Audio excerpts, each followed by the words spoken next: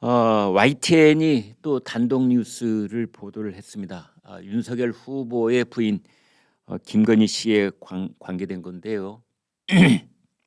그러니까 그 YTN은 그 김건희 씨가 이제 엊그제 일요일 날 전 국민들에게 모든 것이 제 잘못이다 이렇게 7분짜리 사과 회견을 했지 않습니까? 사죄 드린다. 아, 그런데 이제 그렇게 된 것은 그 12일 전에 YTN이, 그러니까 이 김건희 씨가 수원여자대학교의 그 초빙 강사의 응모를 하려고 내놓은 그 경력에 부분적으로 허위거나 부풀려진 부분이 있다라는 첫 보도를 해서 이제 일이 이렇게 일파만파 이뤄져 왔는데, YTN이 또 새로운 뉴스를 보도를 했는데 이 보도는 제가 봤을 때 문제적입니다. 책 표지 사진 하나 보여주실까요? 이렇게 되어 있습니다. 디지털 미디어 스토리텔링. 전부 다 영어로 되어 있어서 여러분께 소개드리기가 좀 죄송한데요. 아무튼 그 밑에 영어로 되어 있는데 그대로 그냥 발음대로 한국말로 쓴 겁니다. 그러니까 요즘 그 디지털 미디어, 뭐 인터넷 공간을 말하는 거겠지요. 이제 거기에 이런저런 식으로 글을 쓰고 뭐 댓글을 달고 그다음에 줄거리가 있는 글을 쓰고 이제 그러한 것들에 대한 여러 가지 얘기를 쓴 것 같습니다. 캐롤린 핸들러 밀러라고요. 그 할리우드 쪽에서 시나리오 작가였다는 그 캐롤린 핸들러 밀러가 쓴 책을 지금 화면에서 보시는 아래 7사람, 변민주, 이연숙, 김건희, 이봉희, 김윤경, 박정희, 김기현, 이렇게 7사람이 저 책을 공동 번역을 했다는 겁니다. 여러분 잘 아시다시피요. 이제 저 7사람은 그러면 어떻게 모인 사람들이냐? 그 위에 저 사람들은 박사 과정이 있던 사람들이고 그 위에 전승규라는 국민대 교수가 있습니다. 커뮤니케이션 이제 전공을 한 교수입니다. 그러니까 자기 밑에 커뮤니케이션을 전공하고 이제 박사 학위를 준비하고 있는 그 자기 제자들 7명한테 책을 7개로 찢어가지고 하나씩 번역해 와. 그래가지고 그걸 묶어서 책을 낸 겁니다. 책을 낸 출판사 이름은 커뮤니케이션 북스. 저렇게 책들 많이 냅니다, 여러분. 번역일 경우에 특히 이제 왜냐하면 저거는 교육 목적도 있고 또 쉽게 책을 낼 수 있는, 책을 혼자서 번역을 하려면 7달 걸리는 것도 이제 7명이 나누어서 번역을 하면은 한 달 만에 책을 낼 수 있지 않겠어요? 이제 그런 식으로 많이들 합니다.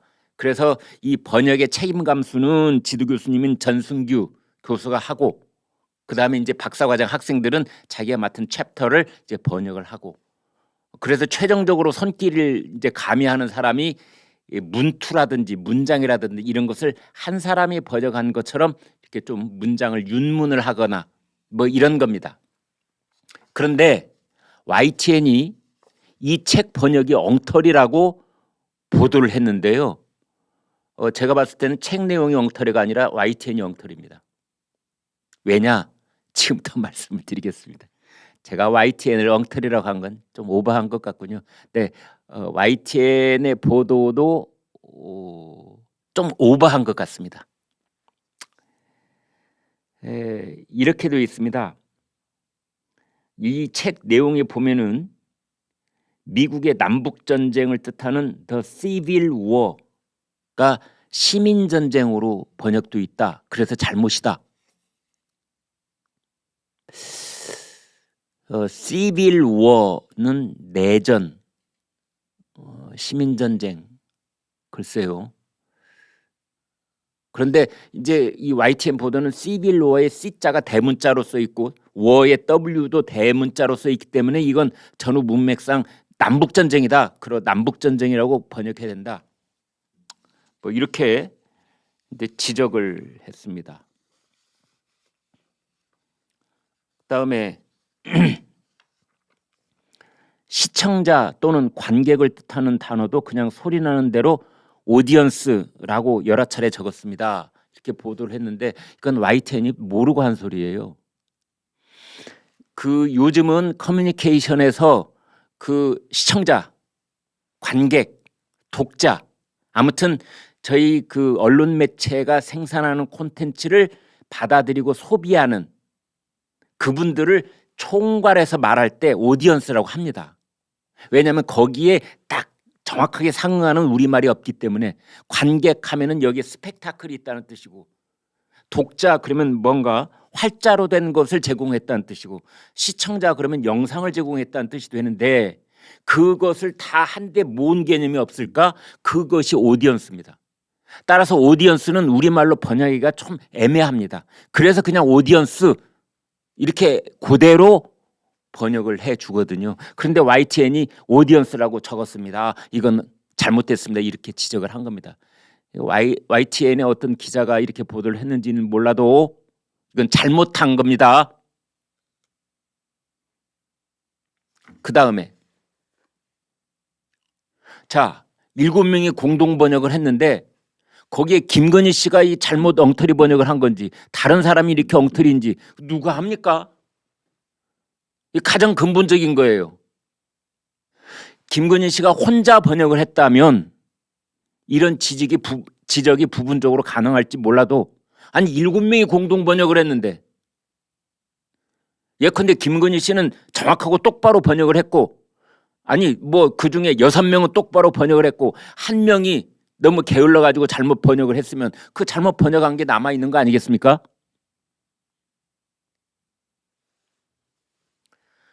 그리고요, 제가 제가 문화부에 있을 때 출판 쪽을 취재를 많이 했기 때문에 이 시스템을 잘 아는데 이 공동 번역자들 책임이 아닙니다. 엄밀하게 말하면 출판사 책임입니다. 이런 책의 경우에는 출판사에도 다 편집자가 있습니다. 출판사의 편집자가 하는 일이란 뭐냐? 번역이 오면은 그 원문, 그 원서와 번역자의 글들을 대조해 가면서 빠진 부분, 누락된 부분, 잘못된 부분 바로 잡는 것이 바로 봉급받는 출판사의 편집자가 할 일입니다. 이번 책은 더더군다나 책임 감수를 맡은 이 전승구 교수가 있습니다. 전 교수는 제자들이 번역해 온 거 안 읽었습니까?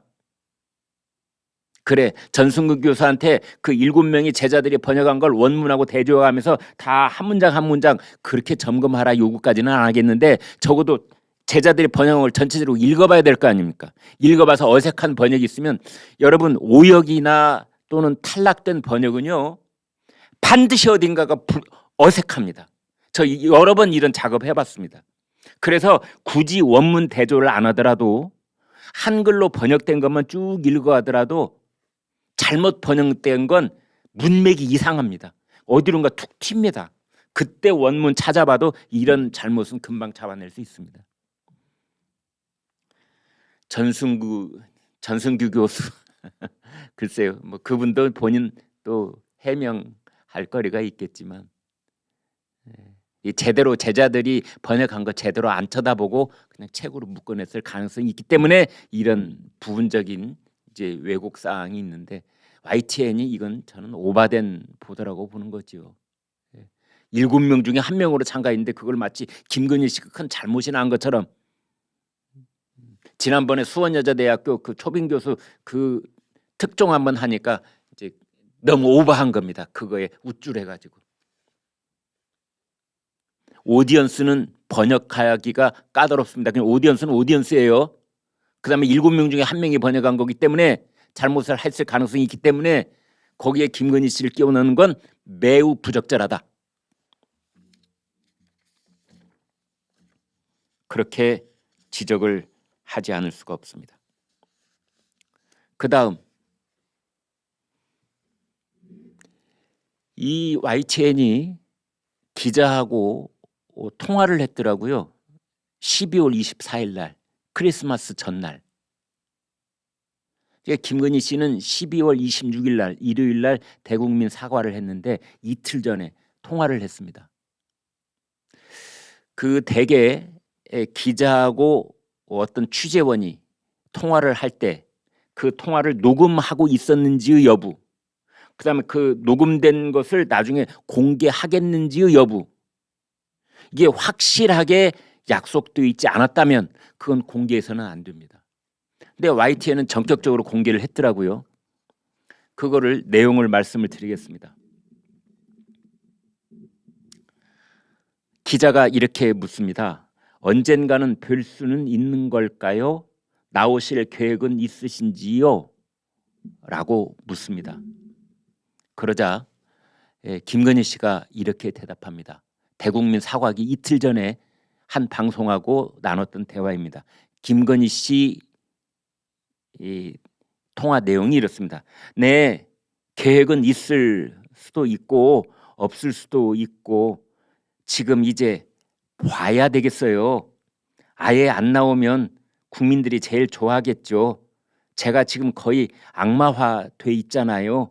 아예 안 나오면 제일 좋아하시겠지요. 네, 내 모습이 방송에 아예 안 나오면 국민들이 좋아하실 거다.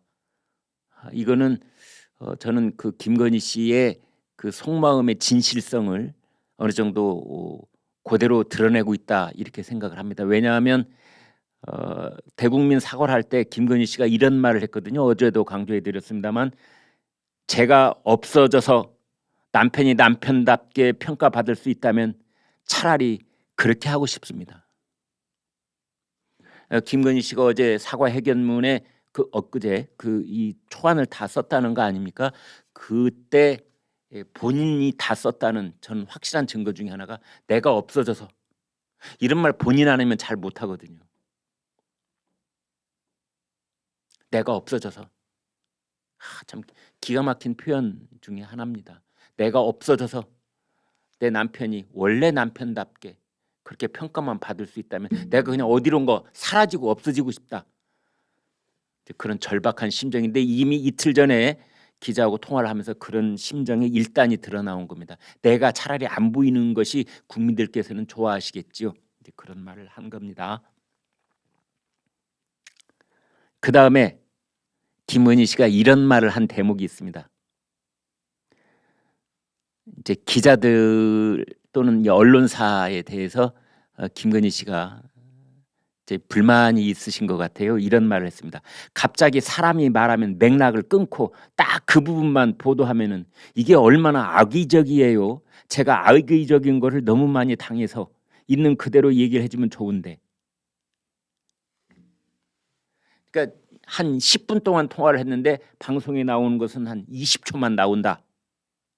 그러면 나머지 부분을 맥락을 다 자르고 돌아다니니까 이건 악의적인 게 아니냐.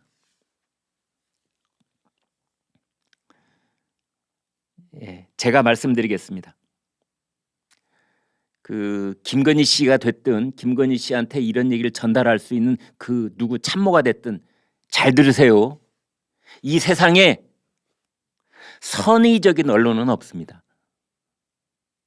언론 보고 악의적이다? 악의적인 비판을 하는 게 언론이에요. 존재 이유가 덕담하려고 언론사 차린 줄 아십니까? 언론사 기자들은 덕담하는 직업이 아니라 비판하는 게 기자들의 직업인 겁니다.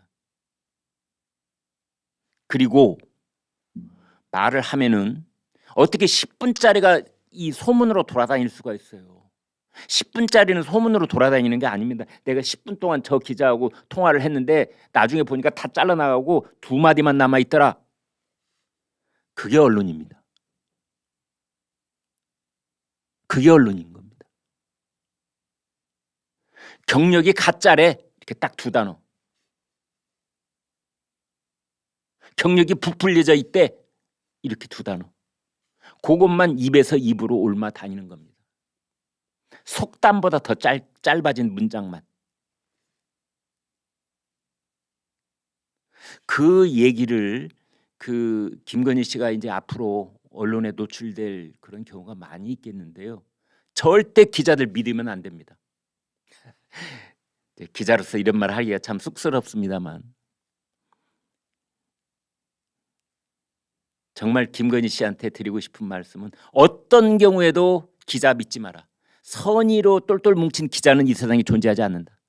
기자는 특종 보도, 단독 보도라는 그 순간이 오면은 그 전에 했던 약속 다 무화시키고 자기 인생의 특종을 터뜨리려고 그렇게 24시간 뛰어다니는 사람들이다. 이겁니다. 아이고, 뭐 통화를 하면서 글쎄 자꾸 하는 얘기가 윤석열 캠프에 그 부인 말이야, 기자들하고 아무 때나 통화 좀 못하게 좀 막아라, 이런 얘기 늘 나오는데 또 통화를 한 거예요. 그래서 이런 얘기가 다 나오는 겁니다. 저하고 얘기하는 거 바로 보도하시면 안 돼요, 이렇게 100번 말해봤자 쓸데없습니다. 기자들은 다시 나옵니다. 그게 기자의 귀에 대고 얘기하는 것은 온 국민에게 대고 하는 이야기 똑같다, 이렇게 생각하셔야 됩니다. 일단은 물론 모든 기자가 그렇다는 건 아닙니다.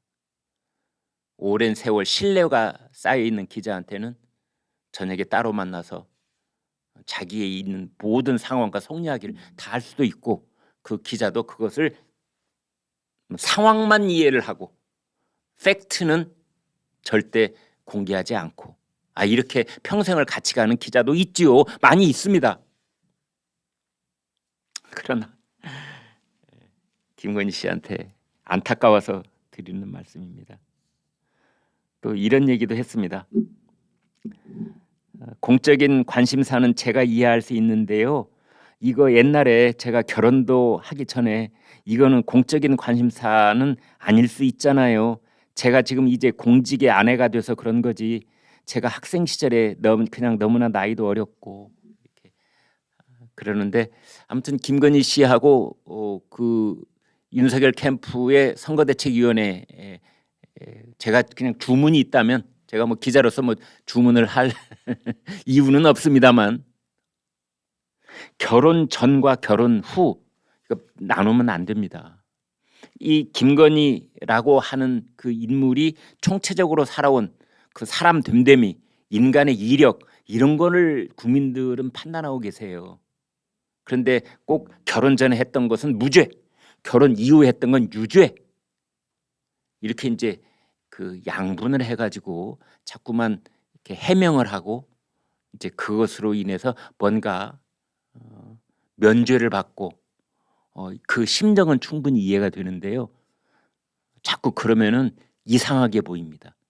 사과를 했던 것에 진정성이 의심받을 수가 있습니다.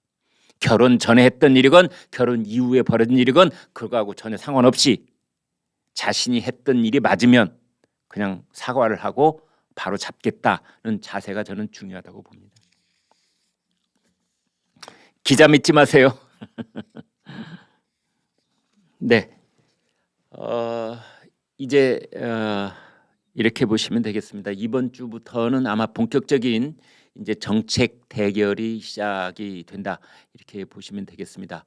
그 다음에 이제 국민의힘에서는 아직도 선거대책위원회가 제대로 정비가 되지 않아서 정책 대결을 하는데 영 걸림돌이 되고 있는 그런 상황입니다. 이준석 리스크, 이준석이 선거대책위원회 복귀를 하고, 그 다음에 최근에 폭탄처럼 불거진 성상납 의혹 어쩌고 저쩌고 지금 인터넷을 달구고 있는 그런 내용들도 윤석 대표가 책임감을 갖고 얼렁뚱땅 절대 넘어갈 수 없습니다. 요즘 세상은. 네. 이제 그런 것에 대해서도 인정할 건 인정하고 털 건 털고 악귀를 빨리빨리 지어야 됩니다. 감당할 수 없는 게 있으면 물러나야죠. 감당할 수 없는 게 터졌다면 물러나야 됩니다.